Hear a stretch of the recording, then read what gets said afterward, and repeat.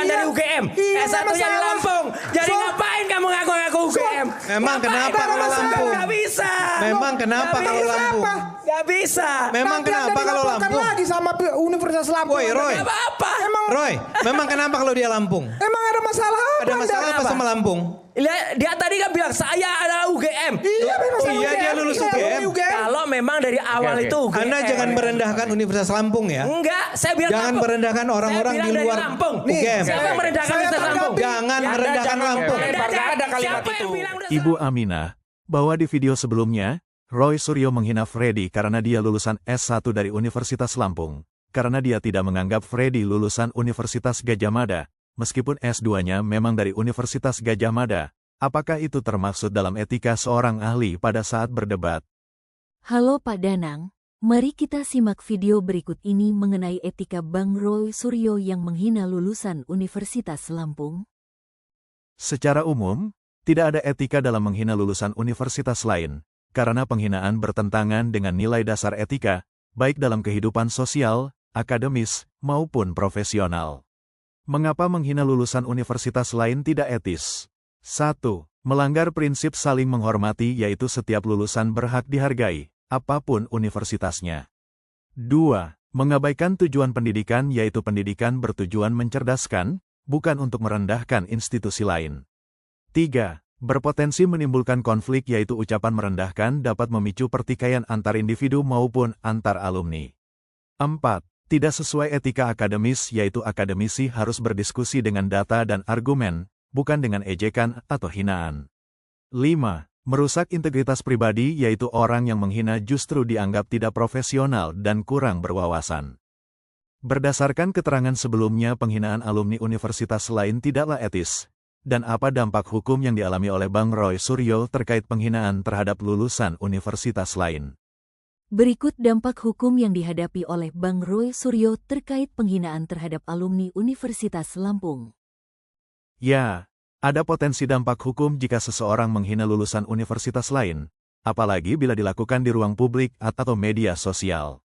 Hal ini bisa masuk ke ranah hukum pidana maupun perdata di Indonesia. Dasar hukum yang bisa dikenakan. 1. UU ITE, Informasi dan Transaksi Elektronik.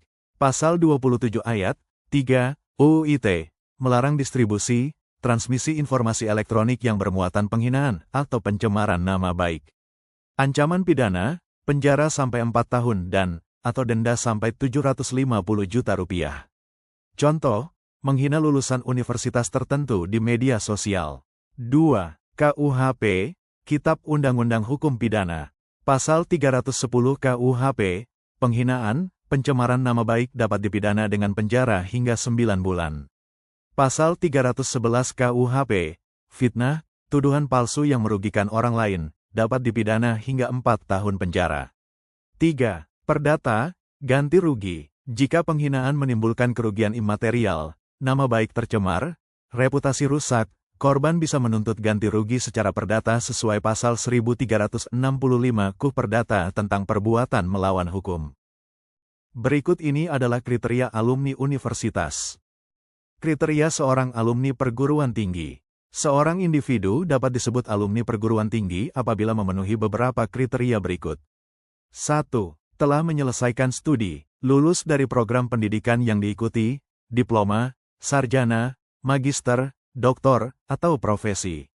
Memperoleh ijazah atau surat keterangan lulus resmi dari perguruan tinggi. 2. Pernah terdaftar sebagai mahasiswa. Alumni adalah mereka yang pernah secara sah tercatat sebagai mahasiswa, mengikuti perkuliahan, dan menempuh proses akademik di perguruan tinggi. 3. Memiliki nomor induk mahasiswa, NIM, dan riwayat akademik. Bukti administrasi bahwa ia benar pernah belajar di perguruan tinggi tersebut. 4. Terikat dengan ikatan alumni. Secara formal, seorang alumni diakui jika terdaftar atau diakui oleh ikatan alumni, IA, atau ikatan keluarga alumni, IKA, perguruan tinggi terkait. 5. Pernah menerima pembinaan akademik dan non-akademik. Alumni bukan hanya diukur dari gelar, tetapi juga karena ia pernah menjadi bagian dari sivitas akademika, mengikuti kegiatan akademis maupun organisasi kampus. 6. Meninggalkan jejak kontribusi akademik atau non-akademik. Alumni biasanya dikenali karena sudah menuntaskan fase belajar dan berpotensi memberi kontribusi balik kepada alma mater, misalnya lewat jejaring, dukungan, atau reputasi di masyarakat.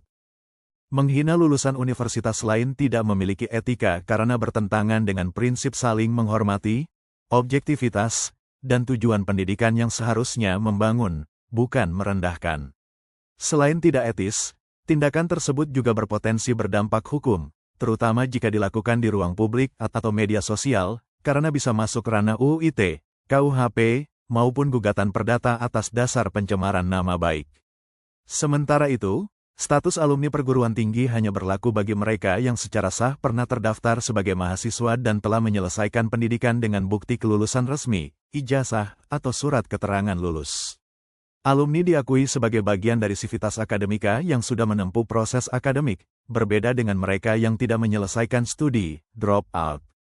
Dengan demikian, etika, hukum, dan status akademik saling berkaitan. Alumni layak dihormati sebagai bagian dari dunia pendidikan, tidak boleh dihina, dan setiap penghinaan bisa berimplikasi sosial sekaligus hukum. Jadi apa yang diucapkan oleh Bang Roy Suryo pada saat debat, dapat membuat beliau terkena hukuman pidana dan perdata. Don't forget to like, share, and subscribe for the next episode of Pro and Contra. Sampai jumpa.